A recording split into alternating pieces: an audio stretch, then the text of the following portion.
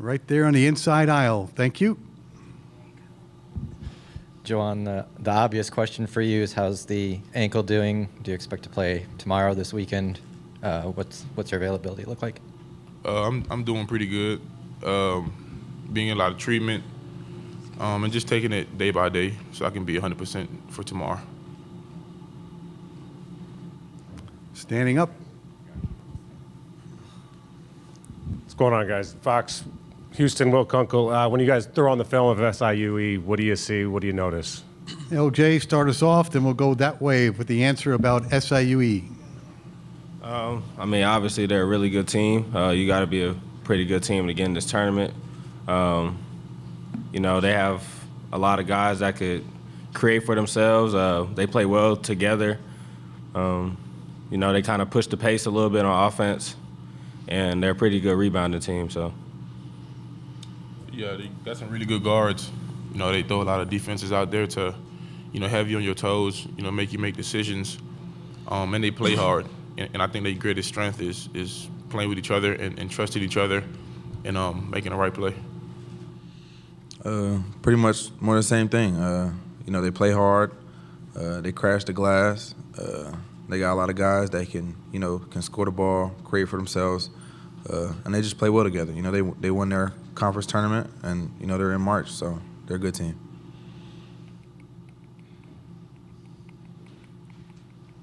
Right in front of you, Gina. Hey, fellas, Austin Getz with KHQ in Spokane. Just wanted to get your perspective on what the pressure of being a #1 seed is like and how you guys approach that. We'll start with Emanuel this time and come straight towards me. You know, I don't think it's no pressure. You know, we're used to being, a good team in the tournament. You know, we're grateful to be put in this position every year. So, you know, as long as we play true to ourselves, play hard-nosed basketball and compete, there's no reason to play with pressure. You know, as long as we go out there and do what we're supposed to do, we're able to play freely and with a free mind. I feel like for the opposing team, knowing that you're a #1 seed, it's a more urgency, to want to win and to want to beat that #1 seed.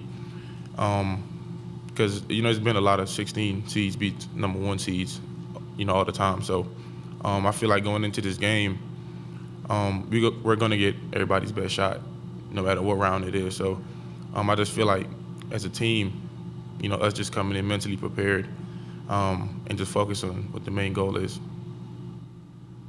I mean, like you said, when you're a 1 seed, you're definitely going to get everybody's best shot. But at the end of the day, we try not to focus on what other people are saying. We kind of just stay in our own little bubble, and I feel like that eliminates a lot of the pressure.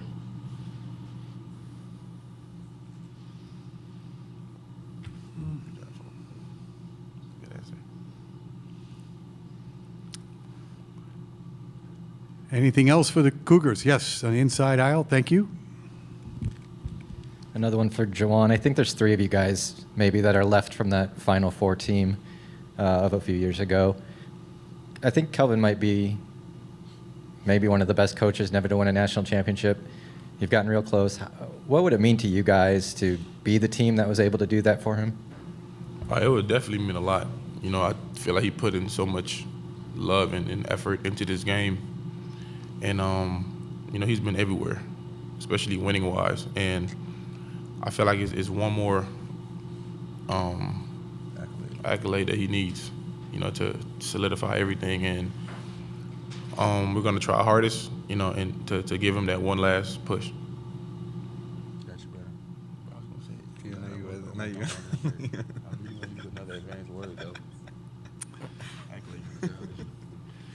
Anything else for the Cougars of Houston? Head coach of the Houston Cougars is with us, Kelvin Sampson. We're going to ask him to make a statement about his team, about being here in Wichita, Kansas, and then we'll go to questions.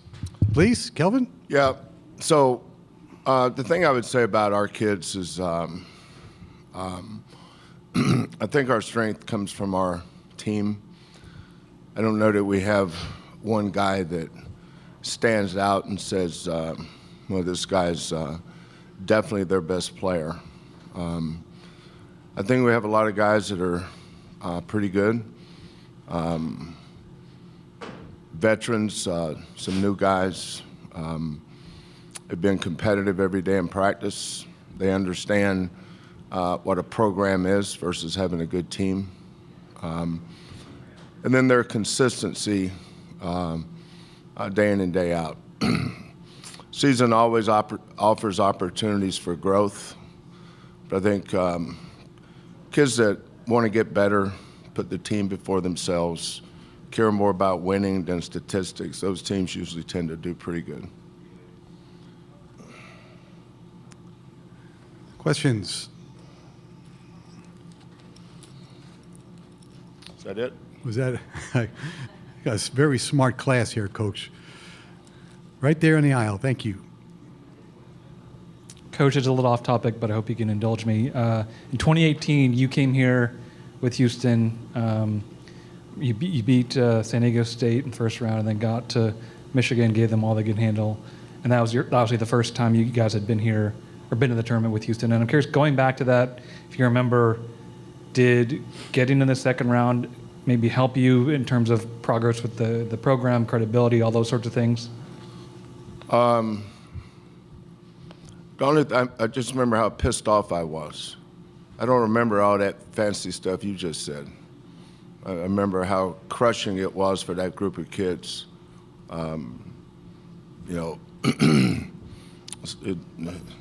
Saying that we gave them all they could handle is an understatement. I mean, we were up by 4 with under a minute to go, we're up by 3 with under 30 seconds to go, up by 2, and then we went to the free throw line to ice the game, had a chance to go up 4, missed. John calls a timeout, and their kid hits an amazing shot, down 2, I think it's 44 feet, 42 feet at the buzzer. So I remember that. Now, what was the last part of your question?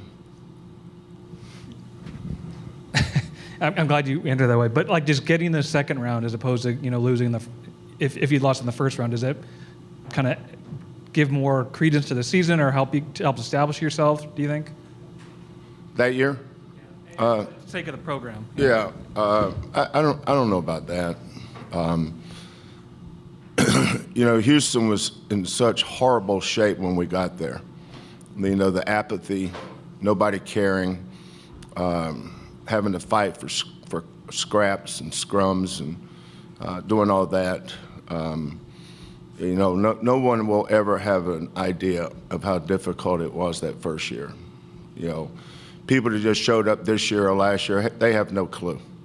I can't even relate to them, and they can't relate to me either. But making the tournament that year gave us hope. I always thought that was the most important word in the Bible, hope. Hope is an amazing thing. And it gave us credibility that we were on the verge of doing something. I think we we were 13 and 19 our first year. That year, I think we won 27, if I'm not mistaken. And then we kind of took off from there. We were at the bottom of the American when we started in every way. And then by the year you're talking about, we were moving up the food chain. Memphis, Connecticut, Cincinnati, SMU, those were all national programs at the time. And then we added another national program with, I think, a really good brand name in Wichita State. So it made the conference, it was a great basketball conference then. Connecticut, my first year Connecticut was coming off the national championship. But SMU was the best team in the league. And Memphis, Cincinnati was the bell cow. I thought they had the most consistent program, one of the most consistent in America. And then when we added Wichita State, we added another great basketball brand. And so for us to be able to accomplish that in that league, and as consistent as we were, I think told us we were on the right path. We have 2 questions on the right-hand side, then we'll go over here to the left. Harry? Coach, Brian Baroni was talking about your guys' long-term relationship, your families. Could you just speak to that a little bit? So my first year at Oklahoma, I think my first 2 or 3 years we were in the old Big 8, which tells you how old I am, I guess. It was just 8 schools. And then I think in 1997, we went from the Big 8 to the Big 12. And that very first year, I remember going to Texas A&M, and they played in this old gym called G. Raleigh White. I remember them building the new one that they're in now. I remember when they started construction on that thing. But their coach was Tony Baroni, and that year, the next couple of years, their point guard was Brian Baroni. And Tony was a character. Excellent coach, but really good for the game, I thought. And Brian was just a tough, hard-nosed, scrappy winner. He did all the things you would want a point guard to do. So, but Tony and I became good friends, and then when I was in the NBA for those years, he was with the Memphis Grizzlies. I think we got to be closer after that, but tons of respect for that program. Brian and my son Kellen are really good friends. I know he's been visited with us on different occasions, and I'm just thrilled for him.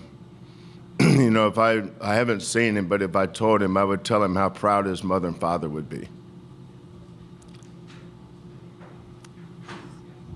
Coach, kind of a pair of questions. One, you noticed the SEC with 14 teams out of one league. I don't know, you said you've been around a while, and I've seen many of those years myself. Thoughts on one league having that many teams? And then 2, not to get too far advanced, but a lot of teams look at the whole bracket when they go into a weekend. Do you know anything about Asa Newell, or would you comment anything on Georgia? No, I wouldn't comment, but I will comment on Rayshon Taylor, if you want to talk about him. You know who he is? He's the best player for SIU. He's pretty good. I think they got what they deserved. You know, it's easy to attack a league and you don't know a whole lot about them. But I saw Texas play. Texas deserved to be in the tournament. You know, if you play in that league, somebody's going to have a losing record. And you may have gotten beat at the buzzer.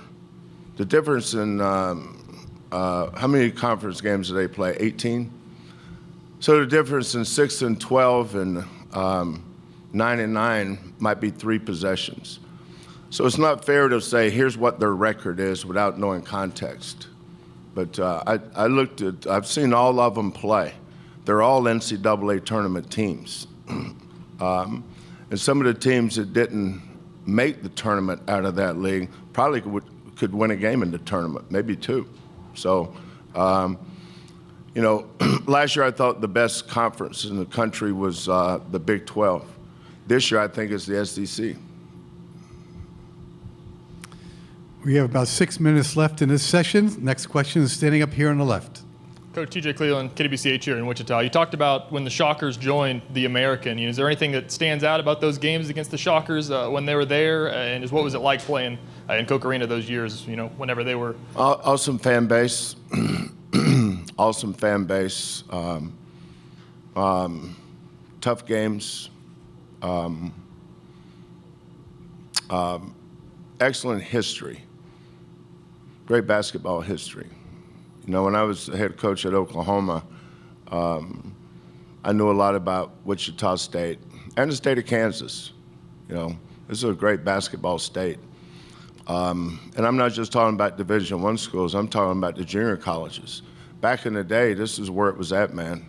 I remember going to, was it Fort Scott?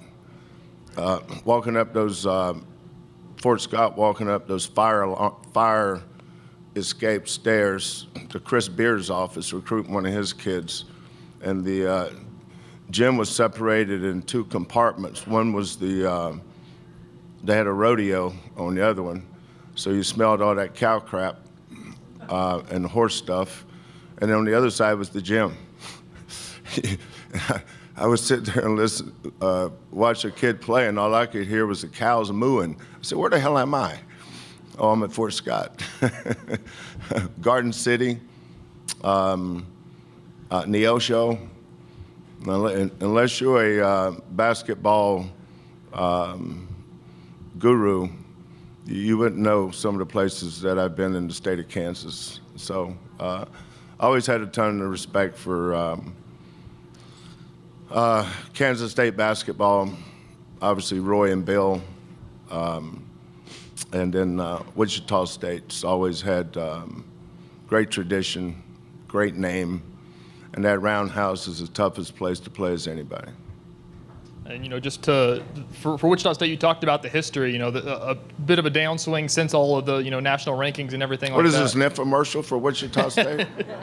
For you guys to be a top 10 team when you were playing in the American as a mid-major, what do they have to do to kind of replicate that success in the American? Win. That's a short way of saying that's the answer. Win. Go to Harry on the right. Yeah, Coach, you referenced Rayshawn Taylor. Could you talk a little bit about his game and how you guys hope to slow him down tomorrow? Well, I would start about his story. I think his story is what's special about him, overcoming 2 ACL surgeries and the relationship between the coach and the player, which most people don't know. People on the outside looking in have no idea what the coach and the players go through when nobody else is around. But for Brian to have that relationship with him and for Rayshawn to show loyalty and commitment to SIU and to Brian and his staff tells you a lot about that young man. A lot of guys wouldn't come back from 1. Very few would come back from 2. Not only did he come back, he's the player of the year in that league. I always ask my staff to give me a comp, on teams, and players. Who's his comp? What would his comp be? So a kid that was probably a month ago was one of the top 3 or 4 players in the Big 12 was Javon Small from West Virginia. And this Rayshawn Taylor reminds us a lot of him. And that's high cotton, because Javon Small's first team all Big 12, and Rayshawn is that kind of player. Anything else for the head coach of Houston? Last question right here on the right. Hi, Kelvin. Jason Bristol from KHOU. A couple of weeks ago, you mentioned about how Milos, you needed him to be meaner. And I was curious, what is the process of that? Is it? I didn't mention that a couple weeks ago. I mentioned that 7 months ago. June, July, August, September, October. First thing I noticed about him when we first started in June and July, he never fouled. I said, son, we foul a lot. You got to learn to foul. But, sometimes the coaches get way too much credit when kids do well. I would give the credit for his development a lot to our players. This culture that we have has been here for a long time, since well before we started getting in the tournament 8 years ago. But J1, all our returning players, LJ, J1, Emanuel, JoJo, Ramon Walker, Malik Wilson, all those guys that returned, they had as much to do with his success as any of the coaches. But this is very much a player-led program, which usually are the best programs, because that means they're holding each other accountable. I probably need this team more than this team needs me, actually.